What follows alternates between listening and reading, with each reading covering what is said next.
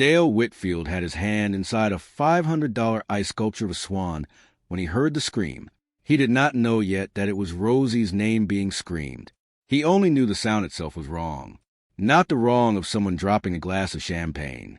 The wrong of someone who had just watched the floor open up under their whole life.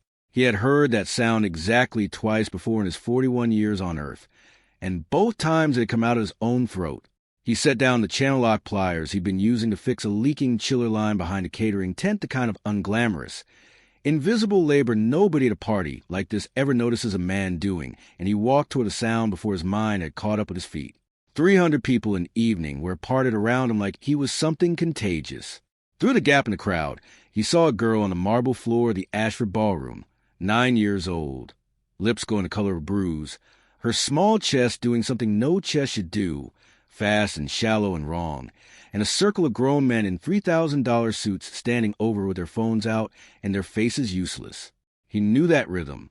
He had felt it under his own palm 100 nights, pressed flat against a small rib cage in a dark bedroom, counting beats that came too fast to count. He knew it the way you know your own name.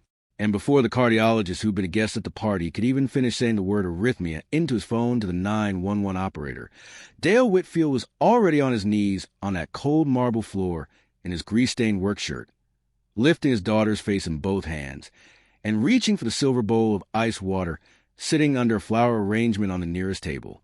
The same kind of bowl, the same kind of ice, the trick a tired emergency room doctor had taught him 9 years ago in a moment he had never once forgotten. A woman in a green silk dress was screaming his ex-wife's panic back at her own daughter's name. A man in a charcoal suit who owned half the buildings in that city was standing frozen, watching a stranger in work boots do something to his stepdaughter that he himself, with all his money, had no idea how to do. And nobody in that ballroom understood yet why the mechanic's hands weren't shaking.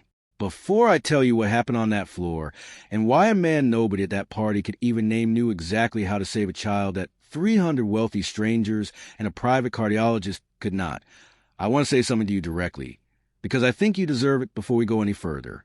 If you're the kind of person who believes that the people who matter most in this world are usually the ones nobody bothers to look at twice, the mechanic, the night nurse, the man fixing the chiller line behind a tent, while everyone else drinks champagne in front of it, then this channel is for you.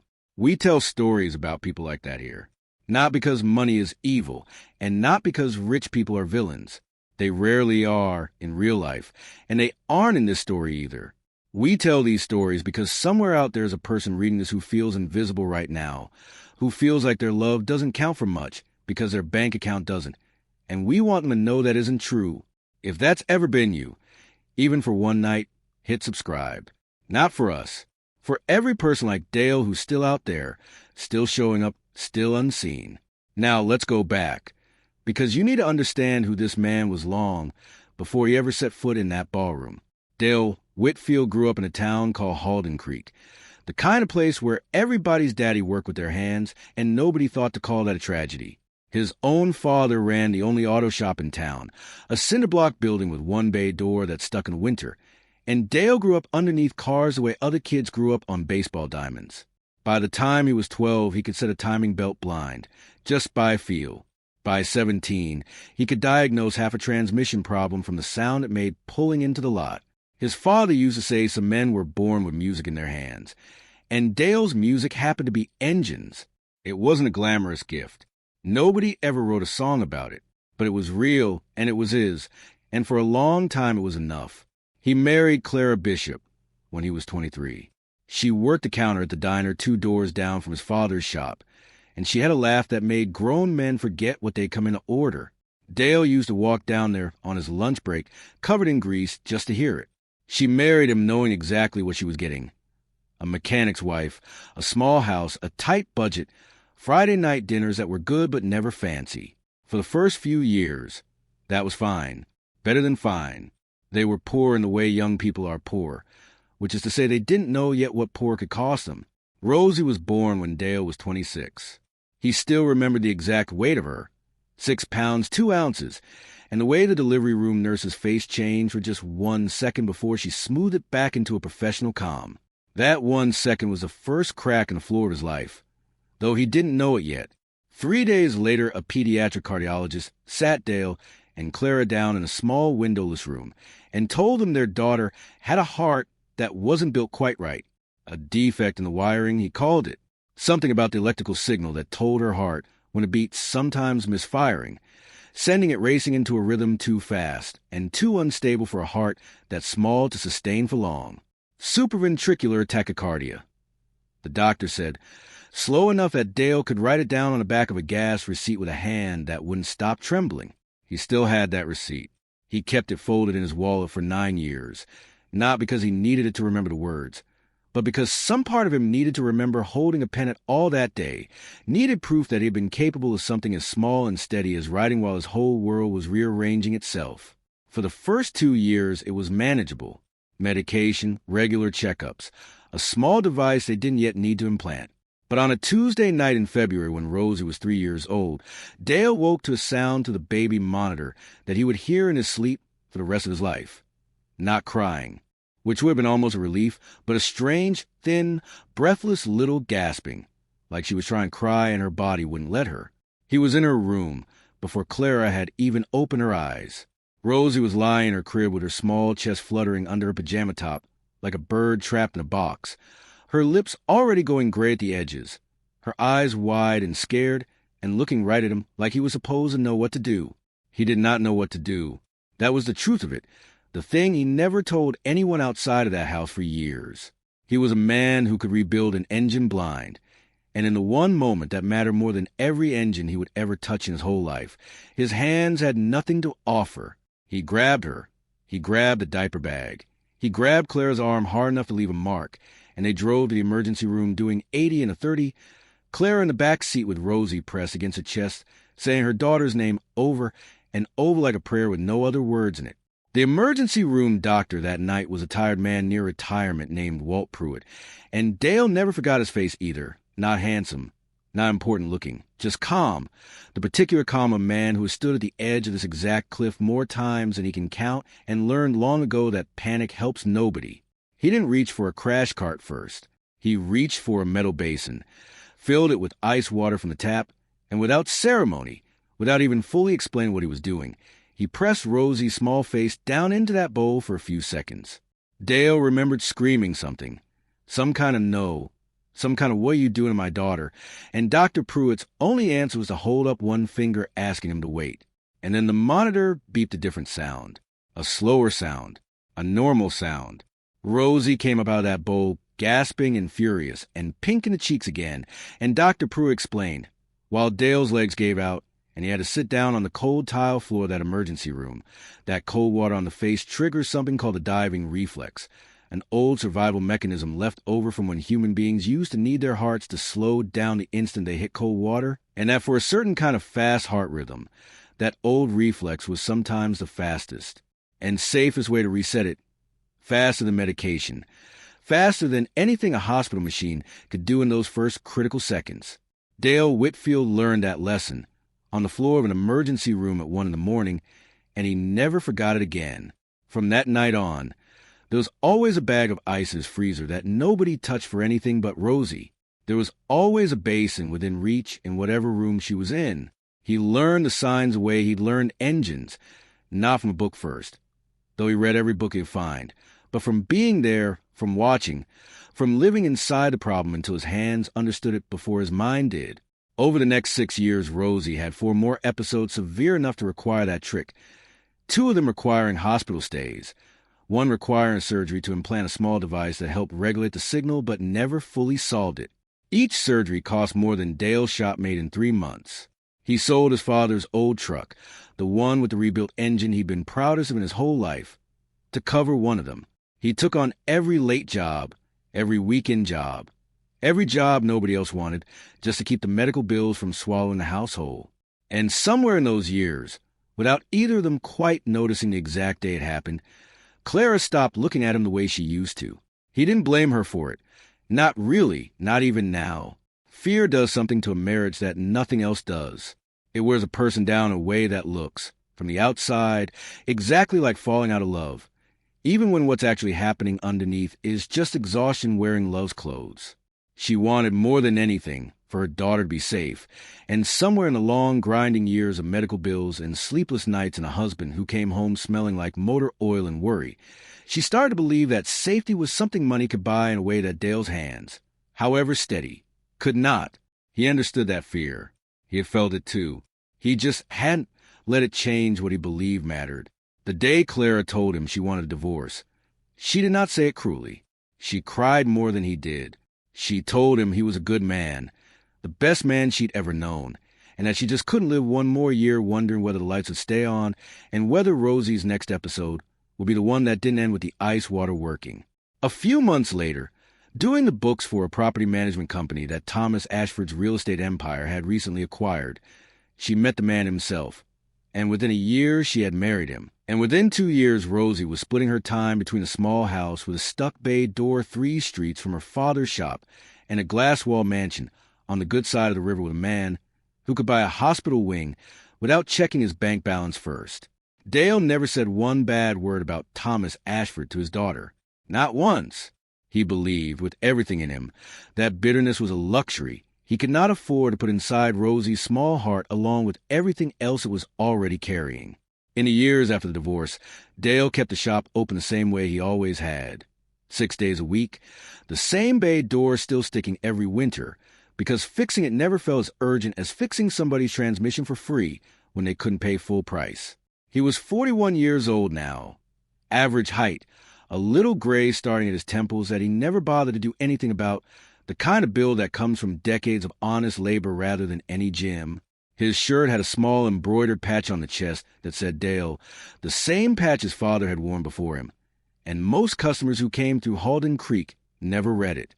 They called him Hey or Buddy or just pointed at whatever was wrong with their car. He didn't mind. He'd long ago stopped needing to be seen by strangers to know who he was. What people missed about Dale, what almost everybody in that town missed, was that being overlooked had given him something most people never get the chance to develop, which was a habit of paying very close attention to things other people stopped noticing. He could tell, from the way a customer avoided his eyes, that they were 3 months behind on a payment and too proud to say so, and he'd quietly knock $50 off the invoice without ever mentioning it. He could tell, from the specific rattle under a hood, that a single mother's car wasn't going to survive another winter, and he'd find a way to keep it running another season longer than it should have any business running, free of charge, because he understood in his bones what it cost a family when the car stopped and the job stopped right behind it.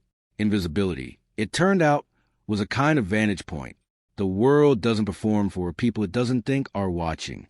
Dale saw the real version of his town, because the real version of his town never bothered putting on a show for the mechanic in the stained shirt. He picked Rosie up every other weekend, and every Wednesday night, and those were the hours the whole rest of his week orbited around. He kept her medication chart taped inside his kitchen cabinet, updated every time Clara texted him a change. He kept a bag of ice in the freezer at all times, the same as he had 9 years ago, because some habits a father doesn't get to retire from just because custody got split in half. He never once let Rosie see him as a sad man, a man who'd lost something. Around her, he was steady, the same as he'd always been. It was only late at night, after she'd gone back across the river to the glass-walled house, that he let himself sit alone in his kitchen and feel the particular shape of the thing he'd lost. Thomas Ashford was, by almost any measure a stranger could apply, a man who had everything.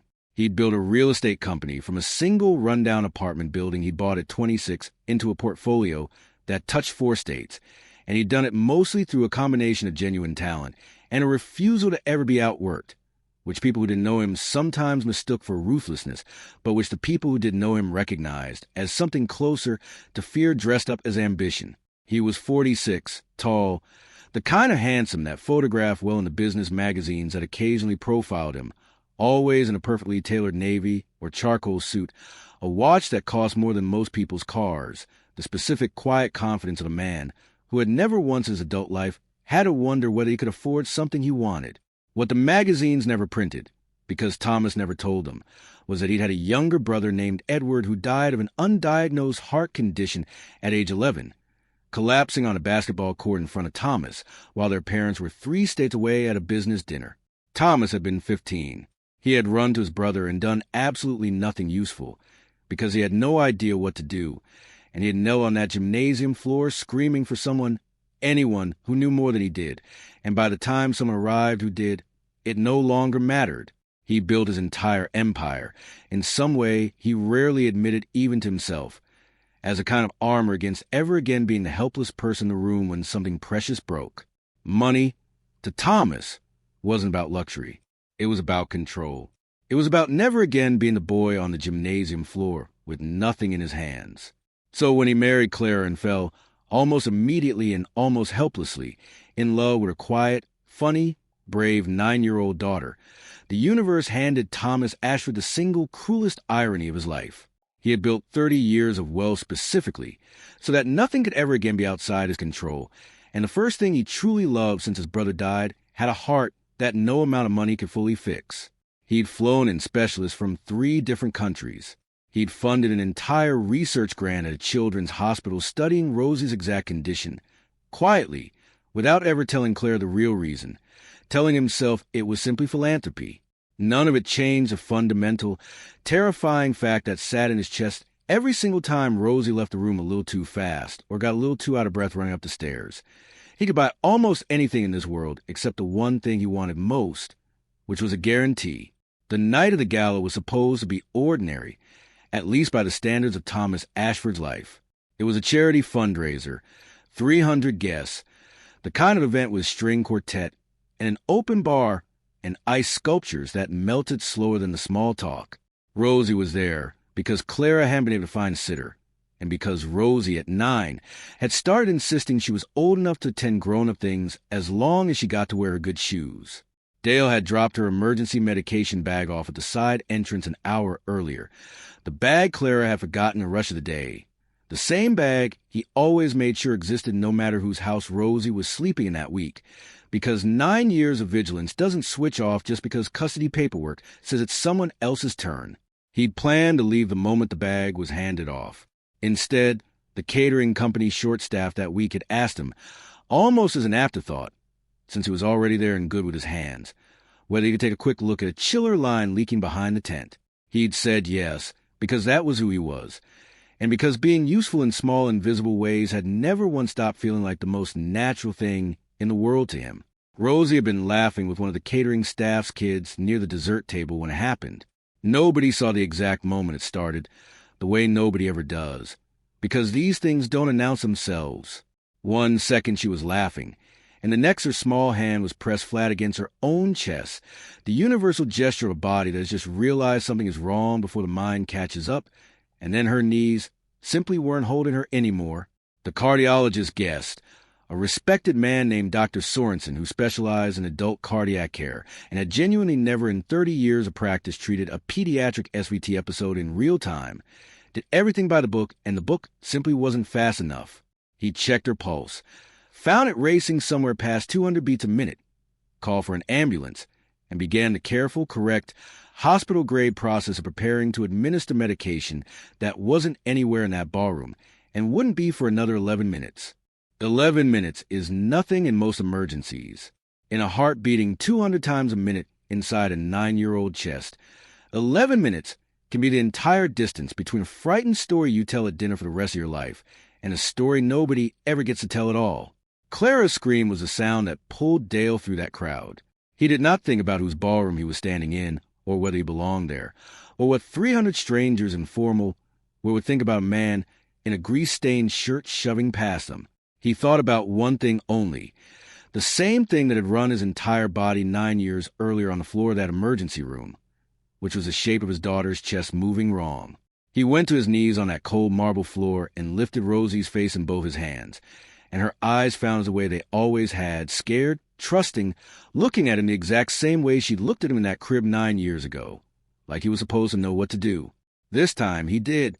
He called out for ice water in a voice that didn't shake, the same calm voice Dr. Walt Pruitt had used on him 9 years earlier, a calm he had spent 9 years learning to manufacture inside himself for exactly this kind of moment. A waiter, frozen for half a second by the sheer authority in that voice, grabbed the nearest thing available, which happened to be the silver bowl beneath the dying flower centerpiece, packed with ice meant for chilling champagne. Dale dumped the flowers onto marble without apology, tilted the bowl, and with hands that had done this exact motion in his memory more times than he could count, even though his body had only physically done it twice before, he lowered his daughter's small face into that water. 3 seconds. 4. Dr. Sorensen had moved closer, his medical training screaming at him that this was not standard protocol. His eyes nonetheless fixed on the small monitor clipped weeks ago to Rosie's wrist by her cardiologist for exactly this kind of moment. The one nobody at that party had thought to mention to Dale, because nobody there besides Dale, and Clara knew Rosie even had it. The number on that small screen, glowing 211 a moment ago, dropped. 200, 180, 140. Rosie came up out of that bowl gasping, sputtering, furious, alive, the color flooding back into her lips in real time in front of 300 people who would talk about what they just witnessed for years afterward at every dinner party they ever attended again. The ballroom did not erupt into applause. It did something stranger and more human than that. It went completely, totally silent, the particular silence of a room that has just watched something it does not have language for yet. Clara was on the floor beside her daughter before the silence broke, sobbing into Rosie's wet hair, and Thomas Ashford, a man who had not knelt on a floor in genuine helplessness since he was 15 years old on a gymnasium court, was on his knees too, one hand on his stepdaughter's back, the other hand reaching out, almost involuntarily, toward the strange in the workshire who had just done in 9 seconds what his entire fortune, his specialist, his research grant, and every dollar he had ever earned had been powerless to do.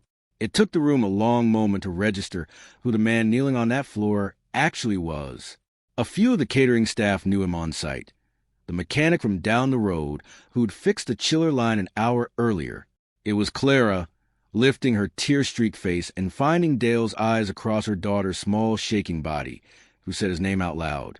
The way you say a name when it's the only solid thing left in the world that just tilted sideways. And the way she said it told every single person in that room something they had no business knowing about the two of them, which was that this was no stranger. This was history. This was years compressed into one syllable. Thomas Ashford did not say anything at all for almost a full minute. He simply looked at the man on the floor across from him, at the steadiness in his hands, at the bag of medication Rosie's father had apparently dropped off at the side door earlier that very night, a bag Thomas hadn't even known existed, and something inside him that had been built carefully over 31 years, brick by brick, dollar by dollar, began to come apart in a way that had nothing to do with weakness and everything to do with finally understanding the size of what he had been. Missing. The paramedics arrived 4 minutes later to find a stable, conscious, crying from relief little girl wrapped in a tablecloth someone had grabbed off the dessert table, her vitals settling, her color normal, and a room full of witnesses who would tell the story of the mechanic and the ice water for years. They checked her over, confirmed what the small wrist monitor had already shown, recommended an overnight observation purely as precaution, and one of them, an older paramedic who'd worked plenty of pediatric calls in his time, quietly told Dr. Sorensen, within earshot of Thomas, that whoever did that cold water response had just done exactly the right thing exactly fast enough, faster than they could have, faster than the medication would have arrived. What followed, once the ambulance had taken Rosie and Clara to the hospital for observation, and the party had quietly, respectfully dissolved around them, was a conversation between two men on a terrace overlooking the river, a conversation that neither of them would ever fully describe to anyone else in quite the same way, because some conversations belong only to the people who lived inside them. Thomas asked him how. Just that one word. Standing there in his perfectly tailored suit with his tie loosened in his hands. Dale noticed, still trembling slightly in a way Thomas's hands probably hadn't trembled in years. And Dale told him. He told him about a tired emergency room, doctor named Walt Pruitt, 9 years earlier.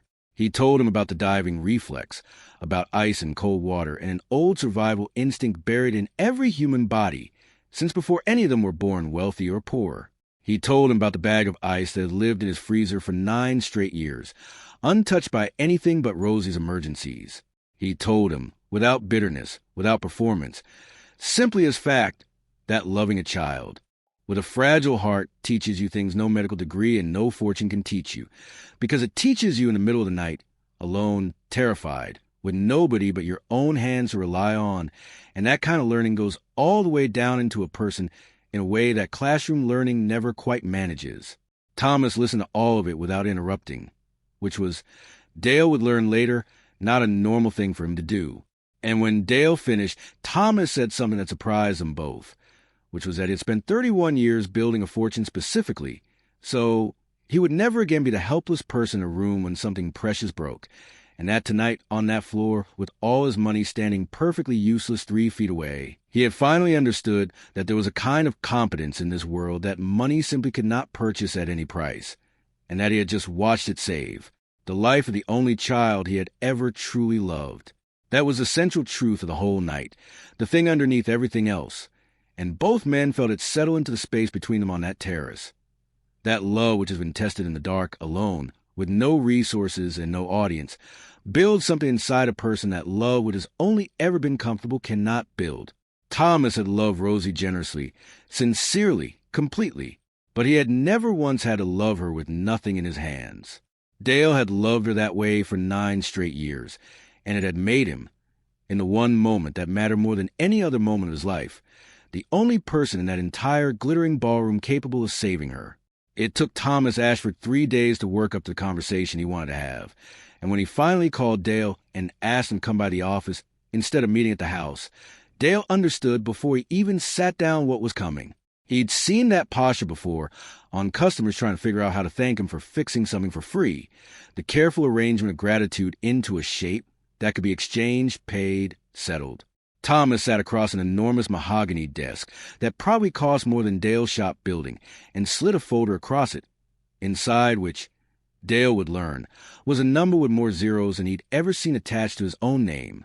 A trust, Thomas explained, set up immediately, no strings, plus a standing offer of a full partnership stake in a new wing of the business focused on community development projects.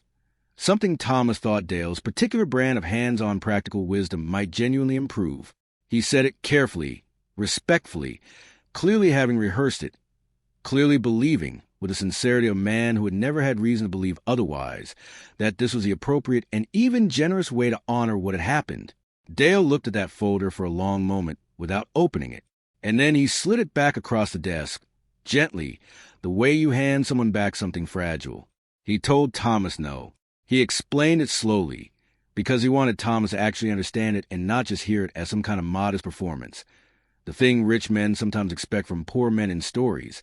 The noble refusal that makes everyone feel good for 5 minutes before the check gets written anyway. He told Thomas that he hadn't done what he did on that ballroom floor, because he was a good man looking for a moment to prove it. He'd done it because Rosie was his daughter, and a father doesn't get a charge for that, not because it's against some rule written down somewhere, but because the entire meaning of the thing dies the second money touches it. He told Thomas that every single night he'd sat up with Rosie as a toddler, every dollar he'd quietly foregone, every truck he'd sold, every dream of expanding his shop that he let go without complaint, every one of those things had been an act of love precisely because nobody was paying him for it and nobody ever would. And that if he took this money now, every one of those 9 years would retroactively become something else. They would become an investment that had finally paid off. And he could not let that happen, not to Rosie's whole childhood, not to the only thing in his entire life he had ever been completely sure he'd done right. He told Thomas that what would be lost if he accepted wasn't just his own integrity. It was a lesson Rosie deserved to carry with her for the rest of her life, which was that her father had shown up for her not because there was ever going to be a payout, but simply because she was his, and that was enough. He said if he took the money, somewhere down the road, in some quiet moment Rosie might never even mention out loud, a small doubt would be planted in her, a question about whether love and money had gotten tangled up somewhere in her own story, and he could not live with being the one who planted that doubt. Thomas sat with that for a long time, long enough that Dale began to wonder if he'd offended him. But when Thomas finally spoke, his voice was rougher than before, and he said that he understood completely, because he had spent his entire adult life trying to use money to fix the kind of helplessness he felt the night his own brother died, and it had never once actually worked, not really, not all the way down, and that some part of him had known that even as he kept trying. It was Dale who spoke next, and this was the part Thomas would later describe to people who asked him why a man with his resources had quietly redirected millions of dollars into something nobody outside a small circle of pediatric cardiology had ever heard of as the moment that actually changed him. Dale told him that if Thomas truly wanted to do something with that money that honored what had happened in that ballroom, he shouldn't give it to the man who happened to be standing there that night. He should give it to every family who wasn't lucky enough to have a man like Dale standing there. Because the only reason Dale knew what to do was 9 years of brutal, expensive, isolating trial and error that almost nobody should have learned alone, in the dark, with nothing but a gas station receipt and a bag of ice in the freezer. He said there were parents in small towns, just like Halden Creek right now, watching their own children's chests do that same terrible fluttering thing, with no Dr. Walt Pruitt anywhere nearby to teach them what he learned almost by accident. He said the real tragedy of that ballroom wasn't that it had almost gone wrong. It was that it had only gone right because of one man's specific, hard-won, private knowledge. Knowledge that should never have had to live and die inside a single family's 9 years of suffering. That knowledge belonged out in the world, where it could save children whose fathers had never had the chance to learn it the hard way. Thomas Ashford spent the better part of the next year building exactly that, and he built it with a hands-on intensity that surprised the people who'd worked alongside him for years and had only ever known him to delegate. He called it the Steady Heart Project, a name Dale had suggested almost as an afterthought during that conversation, and it began as a modest training program partner with 3 rural hospitals in counties like the one Halden Creek sat in, places where the nearest pediatric cardiologist was an hour and a half away, and where emergency room doctors like Walt Pruitt had to learn life-saving tricks through decades of accumulated instinct because nobody had ever bothered writing them down in a way ordinary parents could access before disaster, not after it. Within a year, the project had produced a short, plainly worded instructional video, narrated by Dr. Pruitt himself, who Dale tracked down and convinced to participate, explaining the diving reflex technique in language any frightened parent at 1 a.m. could understand and act on, distributed free to every emergency room and pediatric clinic in a 6-state radius. It funded a hotline staffed around the clock by nurses trained specifically in pediatric cardiac emergencies, so that any parent anywhere, in any small town with bad connection and a terrified child, could get real guidance in the most dangerous 60 seconds of their life. It funded scholarships for nursing students from towns exactly like Halden Creek, who wanted to specialize in pediatric cardiology, but had never imagined it as something within their financial reach. And it funded, eventually, a small dedicated wing at the Regional Children's Hospital, with a simple plaque near the entrance that read, in letters far smaller than Thomas had originally wanted, but exactly as small as Dale had insisted on, in honor of every parent who ever learned how to save their child the hard way, so that the next parent wouldn't have to. Thomas changed in ways that had nothing to do with the project's budget line items. He started showing up to his own company's job sites in person instead of reviewing photographs from his office, and the construction workers there began noticing that he asked about their kids by name. He started tipping the valets at his own building twice what he used to, not his performance, but because some part of him had finally absorbed all the way down that the people doing the unglamorous and visible work around him were never actually invisible, only unwatched. He started visiting Halden Creek himself sometimes, not in a chauffeur car, but driving himself, sitting in the cracked vinyl chairs of Dale's waiting room while his own car got an oil change it honestly didn't need yet. Just to talk, just to sit in a place where nobody performed anything for him, because nobody there had any reason to.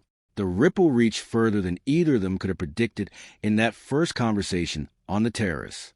Within 2 years, the Steady Heart Project's video and hotline had documented 11 separate cases across 3 different states of parents successfully recognizing and responding to a pediatric cardiac emergency using exactly the knowledge it had given them. 11 children who came home from a frightening night instead of something worse. 11 families who would never know Dale Whitfield's name and didn't need to, because the whole point of what he'd asked for was that his name never had to be on it. Dale's own life, in the years that followed, did not transform into anything that would look remarkable from the outside. He still opened the shop at 7 every morning. The bay door still stuck a little in winter, and he still hadn't fixed it because there was always something more urgent. But something had shifted underneath the surface of his ordinary days. He became, almost without choosing to, a quiet fixture of the Steady Heart Project's training sessions, driving out once a month to sit in church basements and community centers across 3 counties, telling nervous young parents and overworked rural nurses exactly what he'd told Thomas on that terrace, in his own plain, unhurried way, about ice water and patience, and the particular kind of love that learns its hardest lessons alone in the dark. He never took a salary for it. He let the project cover his gas money and nothing else. He told the people who ran it, gently but firmly, that the moment money entered that part of his life, something it would stop being true, and they had long since learned not to argue with him about that. His shop, somewhat to his own surprise, started attracting a different kind of customer too, word having traveled the way it does in small towns. People driving from neighboring counties specifically because they'd heard about the mechanic who didn't just fix cars, but somehow always seemed to know exactly what a person actually needed, whether that was a discount they hadn't asked for or a kind word about a kid's medical bills they'd mentioned once in passing 8 months earlier and never expected him to remember. His invisibility had never actually disappeared. He still wore the same patch on his chest that most people never bothered to read.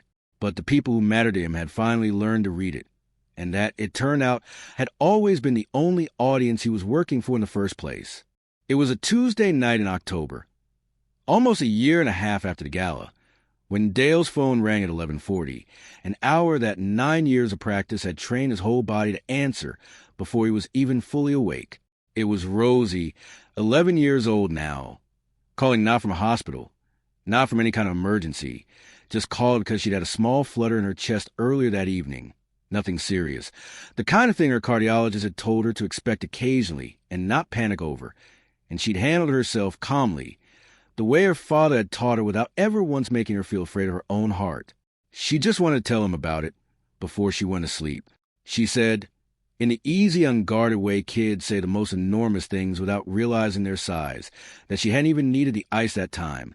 She just remembered everything he'd taught her and breathed through it the way he'd shown her, and her heart had settled on its own, like it finally trusted itself a little. Dale sat alone in his kitchen for a long time after that call ended, the same kitchen where he'd kept that bag of ice in the freezer for going on 11 years now, and he didn't say anything out loud, because there was nobody there to say it to, and because some things don't need saying out loud to be understood completely. So here's the question I want to leave you with tonight. And I genuinely want you to answer it down in the comments, because this community only works if real people actually show up in it and tell the truth.